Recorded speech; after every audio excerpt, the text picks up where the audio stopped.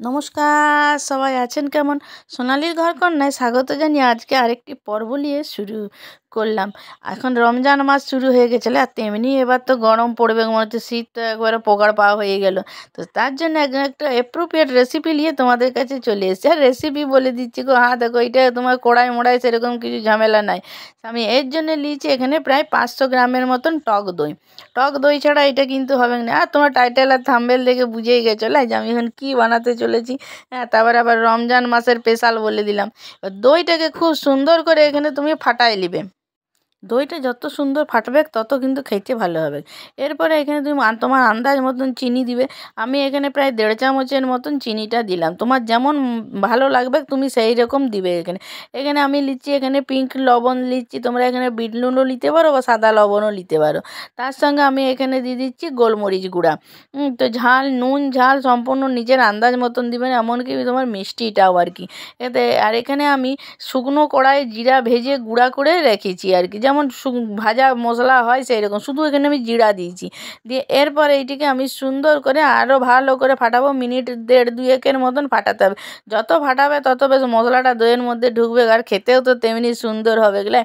এইটুকু দেখে পালাই যাও না, আবার দাঁড়াও আমি এর মধ্যে কি করি, তবে তো এটি টেস্টটা বাড়বে। তবে তো যখনই যাকে দিবে তার মনটা ভরে যাবে আর কি। এবার এইটা আমি ঢাকা দিয়ে রেখে দিলাম। এরপর চলো তোমাদেরকে এবার দেখায়। দেখো আমি নিয়েছি এখানে মাখানাগুলো তোমরা যদি চাও তো এমনিও দিয়ে দিতে পারো, কিন্তু এমনি দিলে মাখানাটা খেতে ভালো লাগে না। সেই জন্য আমি এখানে দিয়েছি শুকনো কড়াই নিয়েছি, শুকনো কড়াইয়ের মধ্যে মাখানাটা দিয়ে দিলাম। এটা মিনিট খানেক তোমার একটুখানি শুধু ড্রাই রোস্ট করে নিলেই হয়ে যাবে আর কি, বেশিক্ষণ সময়ের ব্যাপার নয়, কারণ খুব চটপট হয়ে যাবে। তারপর তো রমজান মাসের বলছি, তাহলে মানুষ উপাস কাপাস দিয়ে থাকবে গেলে, তো সেই জন্য যদি ঝটপট হয়ে যায় তাহলে মনটা ভরে যাবে। তো এরপর যখন দেখবে এটা বেশ এখন শুকনো সুন্দর করে যখন দেখবে গুঁড়া হয়ে যাচ্ছে, তখন বুঝবে জিনিসটা হয়ে গেছে আর কি। হ্যাঁ, তো এরপর চলো এটা তোমার গুঁড়ার করা হয়ে গেছে। এই যে আমি এবার দইটা এখানে ফাটাই ফুটাই মশলা দিয়ে রেখেছিলাম, এর মাঝখানে মাখানাগুলো দিয়ে দিলাম। মাখানাগুলো দিয়ে এবার ভালো করে মাখানাগুলোর মধ্যে দিতে হবে, যাতে মাখানার মধ্যে সমস্ত মশলাগুলি তোমার ঢুকে যায়। হ্যাঁ, তো তোমরা কে কীরকম রায়তা খেতে ভালোবাসো, কে কীরকম রায়তা এই গরমে বানাও, আমাকে কিন্তু অবশ্যই কমেন্ট করে জানাবে। তোমার একটা মূল্যবান মতামতই তো আমাকে এগিয়ে নিয়ে যেতে সাহায্য করবে। আর যদি খুব বেশি ভালো লাগে তাহলে পাশে যে সাবস্ক্রাইব বোতামটা আছে সেইটা টিপে বেল ঘন্টাটা ডং ডং করে বাজাই দিবে। হ্যাঁ, আর লাইকটা দিতে ভুলো না। দেখো তুমি লাইকটা দিতে ভুলে যাচ্ছ। এরপর জিনিসটাকে আরেকটু টেস্টি বাড়ানোর জন্য আমি এখানে নিয়েছি 2টা কাঁচা লঙ্কা। একটা সবুজ রঙের নিয়েছি, একটা লাল রঙের নিয়েছি। এমন কোনো ব্যাপার নয় যে 2 রঙের নিতে হবে, কিন্তু দেখতে ভালো লাগবে সেই জন্যে আমি নিলাম আর কি। এবার ঝালটা তো বললাম নিজের আন্দাজ মতো নুন ঝালটা দেখো কত সুন্দর দেখতে লাগছে। একদম সাদা দইটার মধ্যে সবুজ আর লালটা পড়ে গেছে। কত সুন্দর দেখতে লাগছিলো, আর বেশ বেশ ঝাল ঝাল নুন নুন হবে আর কি। এবার তুমি যদি ভাবো যে দেবো নাই তো নাও দিতে পারো। এবার এটাকে আরেকটু টেস্টি বানানোর জন্য আমি এখানে নিয়েছি অল্প কটা ধনিয়া পাতা।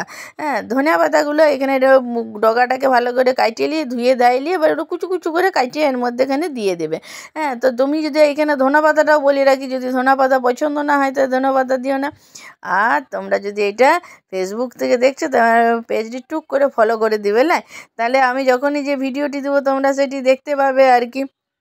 আর আমাকে কিন্তু অবশ্যই কিন্তু কমেন্ট করে জানাবে তোমরা কে কীরকম রায়তা খেতে ভালোবাসে।